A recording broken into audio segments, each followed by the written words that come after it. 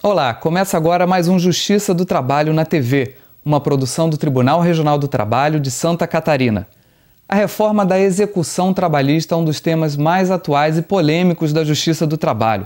Um projeto de lei que está sendo debatido no Congresso promete trazer mudanças profundas para a fase final e a mais complicada do processo, justamente aquela em que o poder público obriga o devedor a pagar o direito que foi reconhecido.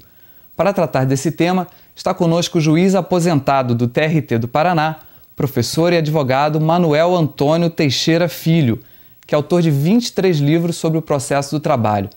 Seja muito bem-vindo, professor. Obrigado por retornar ao programa. Sou eu que agradeço. Professor, por que a reforma da execução é considerada por muitos o tema mais importante da Justiça do Trabalho atualmente? Porque, na verdade, é na execução onde residem os principais problemas do processo de trabalho. Esse é um fato conhecido por todos. A execução trabalhista não tem se desenvolvido muito nesses últimos anos e justamente é a fase do processo, uma fase importante, uma fase em que se vai fazer com que o devedor cumpra a obrigação. Ocorrem muitos incidentes processuais, a lei ainda dá muita margem a que o devedor se esquive do cumprimento das obrigações e certamente por isso é que há um grande interesse hoje em torno da futura reforma da execução trabalhista. Certo. Agora, o senhor estava comentando que a Justiça do Trabalho ela é considerada uma justiça das mais céleres, né? Mas que tudo vai bem até o momento da sentença ou do acordo, que aí é o que o senhor estava comentando, que começam a surgir os problemas. Na prática, o trabalhador muitas vezes fica anos aguardando para receber o que foi reconhecido, né, pelo juiz. Isso é um sinal de que a legislação ficou ultrapassada, pelo menos nessa parte referente à execução? Certamente, certamente. Na verdade, o legislador trabalhista brasileiro também não se dedicou muito à atualização da parte de execução.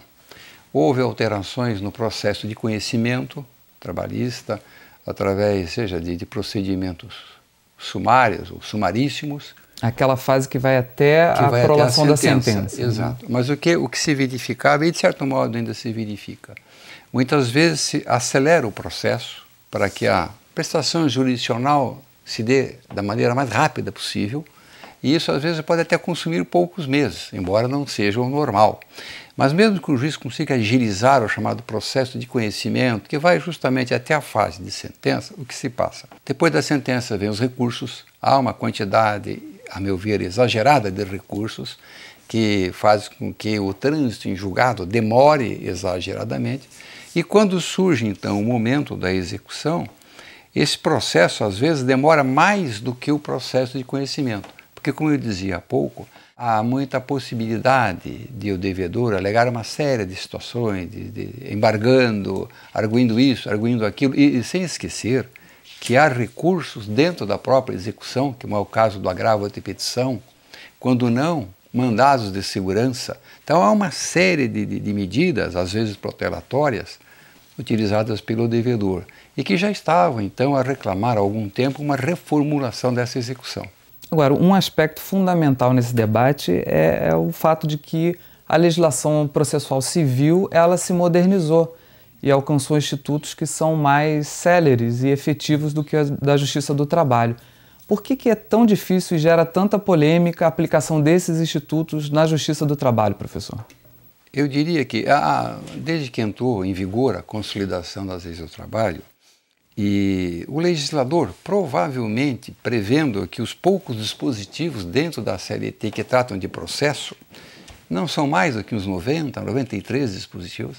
Então, esse legislador, antevendo que esta pouca quantidade de dispositivos seria insuficiente para disciplinar todo o processo trabalhista, seja o processo de conhecimento, processo de execução, ele autorizou o aplicador da lei trabalhista a adotar normas do processo civil em caráter subsidiário para preencher algumas lacunas do sistema da CLT, desde que a norma do processo civil não fosse incompatível com o processo de trabalho. Então eu diria que, de certo modo, esta complexidade que passou a ocorrer no processo de trabalho decorreu em boa parte desta infiltração de normas do processo civil. Porque o processo civil elaborou normas para si, para a sua realidade. E como eu sempre tenho dito, o processo civil fez roupa para o seu corpo. E nós estamos agora tomando por empréstimo uma roupa que não foi feita para o nosso corpo. Por isso que há muitos atritos, a norma se aplica, o processo de trabalho não se aplica, e tudo isso entrava a execução, retarda. Não é? Então, boa parte das controvérsias que hoje há na execução trabalhista, pelo menos até este momento, decorrem desta penetração de normas do processo civil. Mas, professor, o juiz então só pode aplicar um instituto do processo civil havendo omissão e compatibilidade com os princípios da CLT. Mas mesmo assim há uma divisão no próprio TST quanto ao momento se esses institutos podem ser aplicados mesmo se houver previsão específica na CLT. Há um consenso, há a possibilidade de consenso acerca desse tema?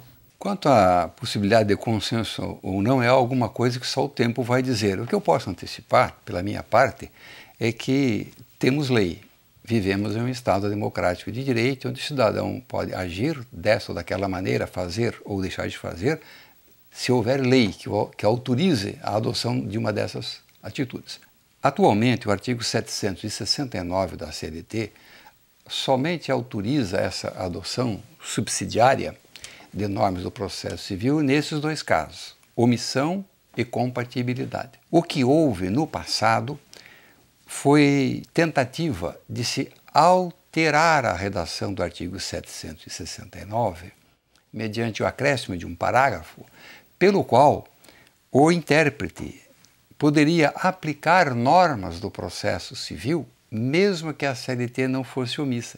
Esse projeto, se bem me lembro, foi da iniciativa do então deputado Fleury Filho de São Paulo, e aí sim, autorizava simplesmente a deixar-se de lado uma norma da CLT, portanto a CLT não era omissa, substituindo-a por uma regra do processo civil. Esse projeto foi arquivado, como tantos outros. De tal maneira que essa ideia de aplicar-se uma norma do CPC ao processo do trabalho sem que a CLT seja omissa, não é, do ponto de vista da legislação vigente, possível.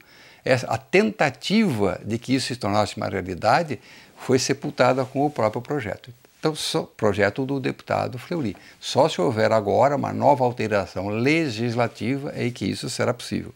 E a gente vai voltar a esse tema no próximo bloco, quando a gente vai tratar do novo projeto que está sendo debatido no Congresso.